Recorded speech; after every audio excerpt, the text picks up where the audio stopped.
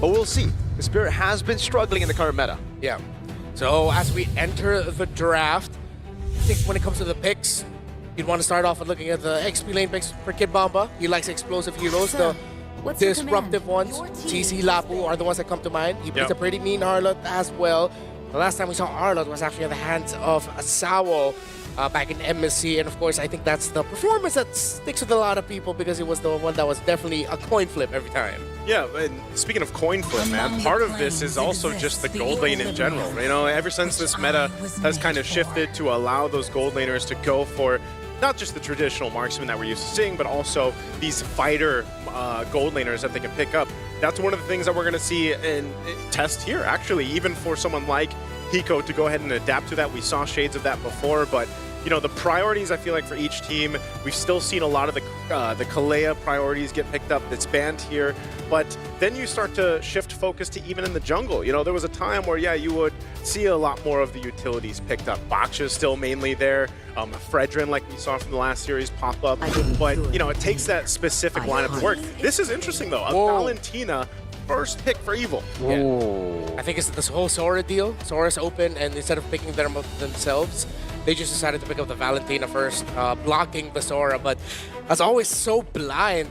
It feels like Evil strongly believes that no matter who they go up against, Valentina will have a high-value ultimate to steal, which, based on the top priority heroes, that usually is the case. It makes sense, honestly, right? Because you go for Valentina here, you expect the Sora to come through, but even if it doesn't come through, you get Valentina plus the Sora. It is still one-dimensional, though, however, because with the Sora and the Valentina, you're going to be looking for a lot of fights. So TS instantly try to play their own tempo, forcing in a pick-off-centric composition with a carry and a Cho. Mind you, this isn't really a pick you would think of when you think Sawo. You think of the Gatkachas, the Hyloses, the simple yet effective heroes. The Cho has not been part of his repertoire pool. Like, like it's not Sawo. It doesn't scream Sawo. Yeah, it's in the pool, but it's on the other side of the pool, away from everyone else. He's just vibing, doing his own thing, but clearly everyone else is having a bit more fun. Yeah, I think part of it could just be, again, you know, we've seen some of this now. The compositions opt for those pick-off-centric lineups in the early game. We've had quite long games today. You know, I feel like before we even opened Swiss Day 1, like the average game time was still around, what, the 16 to 18 minute mark. Now we had one game almost reached the 30-minute mark today alone, and a couple that went 20 minutes past. So Cho is one of those heroes that allows you to go ahead and pick off early on. Paired up with a Farsa is even better. So now you've got really good damage control in the early game, pick off potential, and all that to later. Again, like we highlighted from that key to victory, let Hiko scale up. You know, it's a carry. You need some time to build up. You're going to be working against that, maybe that disadvantage, depending what pops up in that gold lane here for Evil. Okay, so you see disruption-style roamers getting taken away here by Team Spirit. They picked up the Cho early on, now they're banning the Grok. There'll be a chance that they are floating the possibility that we'll see Evil pack up a Hilda roam. Oh wait, no, they banned out the Hilda already, excuse me. So, there's a disruption. I think we're just going to go stable with the Gatot. Hylos are the best options, main options. I think so. I think those are the best options available right now for Evil. For Team Spirit, though, that's the pick that I actually would expect over the Cho. Even if we're talking flashy for Sawo, it would usually just be the Grok. Yeah. So the fact that they've left it open, the fact that Evil didn't pick it up themselves as well, we're already seeing a very different game to what we've seen in the wild card and from the last 4 matches that we saw. TS, final ban coming in the second phase. Is it just going to be another roamer? Yes, it is. Got the catcha. We saw not 1, but 20 in the opening yesterday. Hey man, that was actually pretty cool to see though, you know? Technically 21 with Igets. 21, yeah, I was gonna say. 22 with JP. Hey, give me the armor. I could have made it 23. That's no, true. but yeah, we're stuck with what if. Bro, we post so many things. Can we dress up nice as a Gatot Gacha? Can we have him do an arm wrestling with Igets?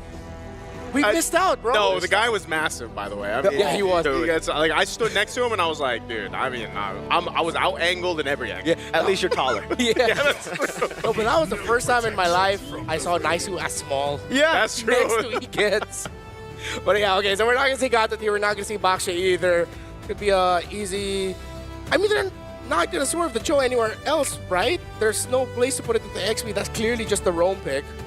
I don't think you want to. Like, you wouldn't want to put that in the XP here, man. In the hands of Kid Bomba, like, We talked about that not being Sao. I don't think that's going to be for Kid Bomba either. Yeah, I think right now, like the Guinevere pick, the Guinevere ban, sorry, was a really, really good ban, right? You already have Yuzong. You want to take away heroes that can really just evade from the Yuzong and still contest for neutral objectives. The fact that they banned Baksha right after that is weird in my opinion. Usually you would actually want to ban the Lancelot, and I think that's why Team Spirit are picking up Uranus first. They think, you know, this is going to be an open space for our jungle. The Lancelot's still open. One shot plays. Oh wait, it's banned. No wonder. Okay, wait. Yeah.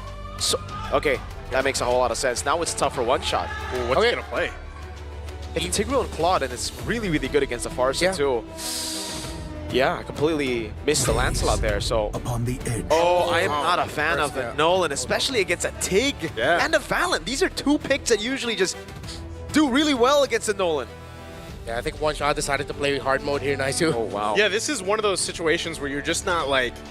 I don't know if he just didn't have much to dig into aboard, but the Nolan is just, even when we've seen it in our own regions, I mean, Nolan in general just hasn't performed too well ever since the changes that came through, and he's going to struggle inside of the jungle. So I feel like, you know, for this to work for TS, I mean, even looking at the lineup rating here, it's going to favor Evil just because of what we're talking about here. And I feel like the Tigreal, too, was a great kind of sprinkle on this already great start for Evil's lineup. There's something in the wind, a shiver down my spine. As we take a good look at the Land of Dawn, I wonder what that is. Could it be the wind? Could it be the weather? Could it be the rain? Maybe it's because it's Evil Spirit. Game number 1. The crowd is hyped in here. They're ready to go ahead and see our Game 5 of Swiss Day 1 already. Once again, you know, I know it's only day 1, but getting an early start on the Swiss stage is going to be beneficial for the teams. Did you notice something here, Renmar? It's an Impure Rage Nolan, Renmar, for one shot. Oh, yeah. Back in the day, before obviously when Nolan was still meta, it was Lethal Ignition. Yeah. I'm not too sure about the Impure Rage. I guess it's the same kind of value you would get from like a Frederick going for Impure Rage, right? Yeah. You get it translated over, you clear really quick, and that's exactly what he's doing already. One shot, taking away the green cam without any help, even without mid-prio. Actually, I think that is something that we saw in MPLBH when we saw the Nolan 1 or 2 times. It was also just Impure Rage already. Then no one was packing the Lethal Ignition for the burst. So really just going for the utility instead. It's one of those picks, as you look at the rest of the emblems here, that the windows, like the windows up opportunity for a Nolan have to be on point. That's one of the more difficult things to make work. Yes, you can still kind of get away relying on that ultimate, but you know, nonetheless, it's also just relying on the team to make this work. And it's going to be interesting to see how they do, because even with the Uranus pick for Kid Bomba, you know, we've seen the Uranus struggle a little bit earlier on today, but they're going to make a play up here. Yeah, it's all in over. Good Mana Shocker locks one shot down, but is able to dash away to safety. Just a bit of a skirmish down below. Ven going to be taken very low. Hiko doesn't have Flicker, and Ven will save his. Okay. Early action. They're still going to stay up on this side, too. One shot is ready. I mean, multiple members from Team Spirit up. They still want to go for this kill if they can. Here. Oh, instant all-in first blood for Bomba. All right, easy pick off there by Team Spirit. That was a long back and forth up top. I think it's because you also just see the strength of the Evil lineup. A lot of crowd control, strong ones at that too. Sela forced to use the flicker in mid. One shot gets the turtle. That's just a lot of value across the board for Team Spirit. That's a lot of little wins across the map already in this first, you know, couple minutes of the game. And you can see what they're going to do. They're going to continue to put pressure on this side of the jungle, providing information. I think they're just going to disengage after that. Aether using that Mount Charger, he's not going to be able to find a stun there. So Salo even himself is actually doing a really good job at providing that information here. And once he hits that level 4, which he's very close to, he'll be able to set things up. I can definitely see that for Evil. It just gets really tough because they're not used to seeing Nolan, right? So they have completely forgotten about the tempo that he can play with. We had to drag him to Flicker. Instant an air strike and the fracture. He's ticking down, but he got away with Flicker. He's powerful. Maybe if that was a lethal ignition, hey. Maybe. Probably it would have definitely been a kill there, but that's still a good move by Team Spirit.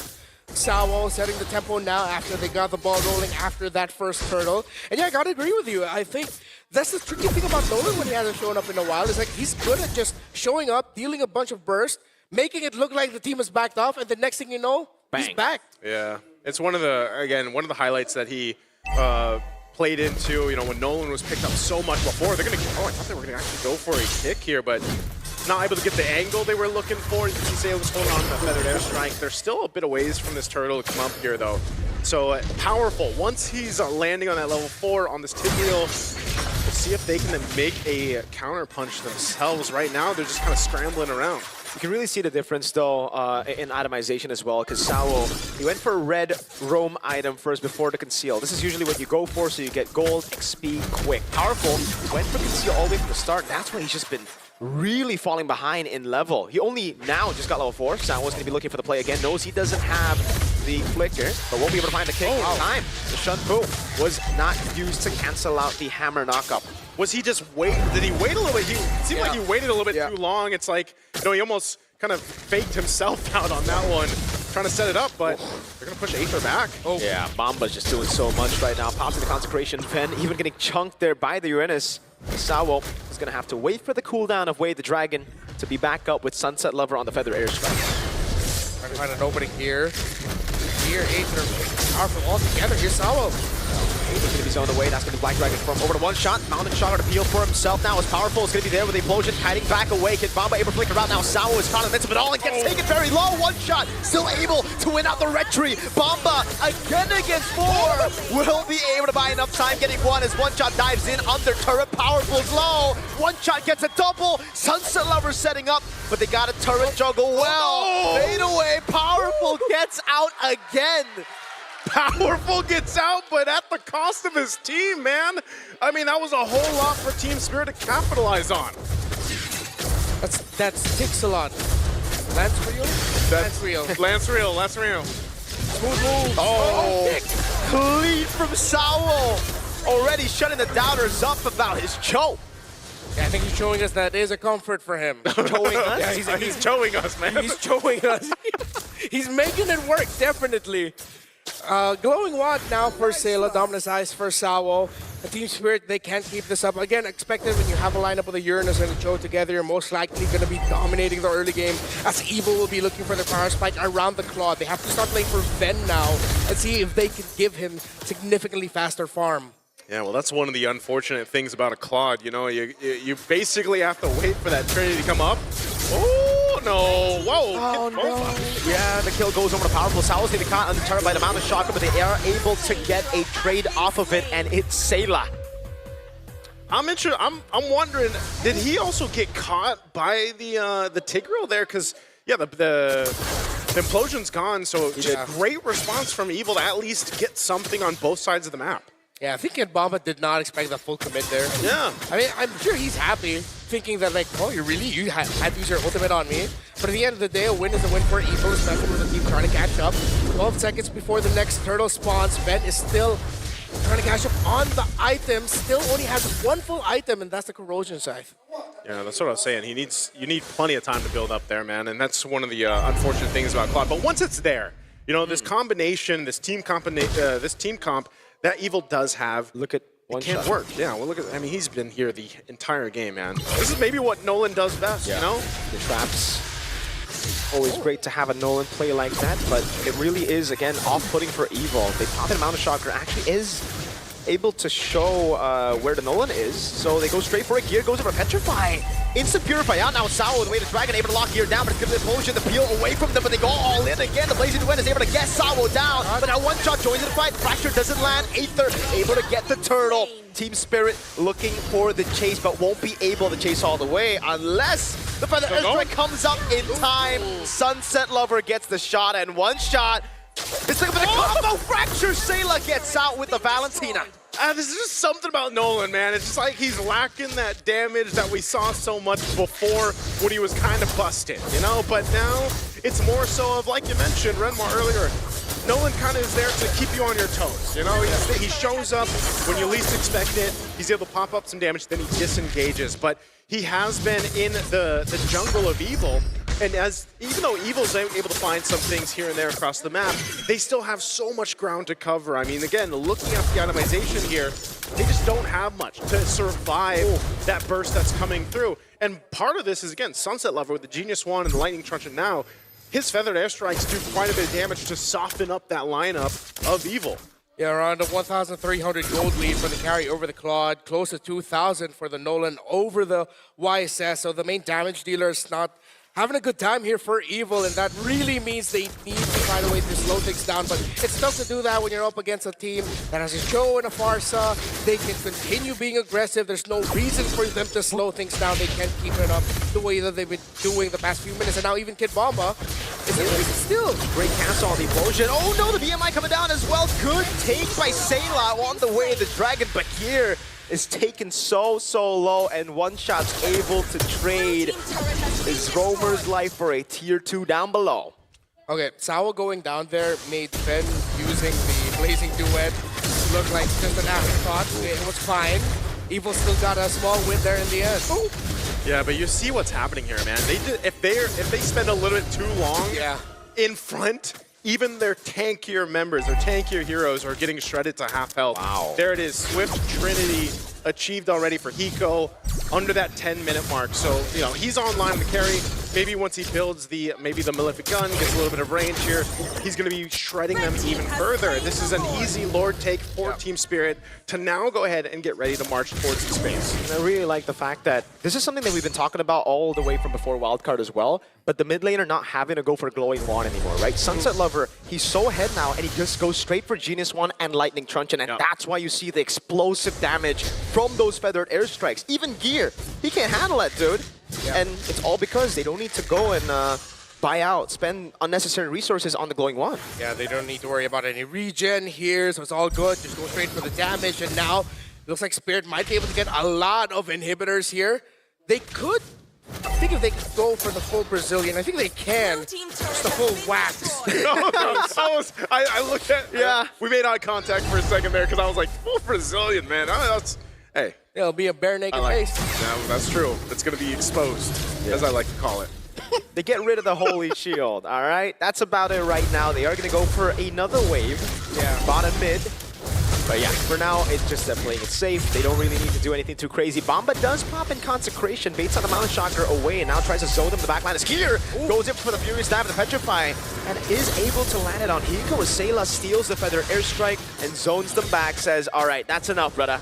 I gotta say, like, the fact that they're down 8, almost 9,000 gold, that's an okay defense. You know, you need to buy yourself enough time to go ahead and let Ven get these items that he needs, and that's getting more difficult. Now, Team Spirit, they're still gonna stay on this side of the map if they want to. Sawo could literally lead into this space and force a fight if he wants to with a flicker. So if Feather Airstrike comes down, they might just want to get this turret, but still having difficulty actually getting to these turrets and getting them down. But Hiko now does pick up that Malefic Gun, so he's got a little bit more of that range. Kid Bomba as well gets himself the Chastised Pauldron. So that power spike it's already been there for Team Spirit, and Evil is having a difficult time at trying to match the survivability that they need. That's why this time, being able to buy more of this time is important for more so their frontliners, especially powerful, man. We've seen it so many times, guys. If a Tigreal is able to get a set up, like on multiple members. Yeah, and I think that's why Team Spirit have just been playing around the Feathered Airstrike during the base siege. It's like, okay, clear minion waves. They didn't force anything. Okay, we're not going to force anything. They're worried that they'll just walk into a big implosion that will risk turning this 8k gold lead into 5, which makes things more manageable. And if they mess up even more, it could go down to 3, maybe even things out. So Spirit are still just taking their conditions, making sure they get the items. They have BOD now for 1 shot. Lord is up at 16. They're playing that split where in out. One Shot is going away from the rest of the team, and he's the one managing the minion waves. So they're still very fundamental here. This is the thing, it's just not fun to be powerful, you know, trying to scout things out, and the next thing you know, he's at half health, he's got to go reset. They most likely can't do anything about this Lord. It's going to be quickly taken down by Team Spirit. So they'll try to scrap up what they can on this side of the jungle, but Sao goes for a kick, not the direction he was looking for. Yeah. He'll take it though, again, not expending that flicker because the play here is it'll be back up by the time the Lord goes and gets towards the base here. So this is potentially now for Team Spirit a winning angle off this push. It's going to be crucial for Evil to make this work. And if we look at the defense capability of this lineup, we have to see what Sayla, I'm sure he's going to get the Feathered Airstrike. They need that to be able to survive this push from the Lord here. Sure. Wings and the Endless Battle now by Gear and Aether respectively, with the Lord marching in 10,000 gold lead. This should be endable, but knowing Team Spirit and seeing how they've been playing the past few minutes, they still might also just go for, okay, we got a tower, we still don't have a kill, let's wait for the next minion wave, because they're really just very wary about Gear and Powerful chaining crowd controls together and punishing Team Spirit. He got a Melvic gun on Eco. Oh my goodness, the Lightning Truncheon doing so much. A bait on the implosion by one shot with the fracture. Sawo gets the immortality. Will be going for a crazy play. We had the Dragon and Flicker, but it actually sends him off here. So they're passing Black Dragon form now with Sunset Lover, and Eco is able to just run through Gear. The Lord is going on the base. Powerful is going to be shredded down as well as Eco goes straight for the base, and they'll end it at 14 minutes and 4 seconds.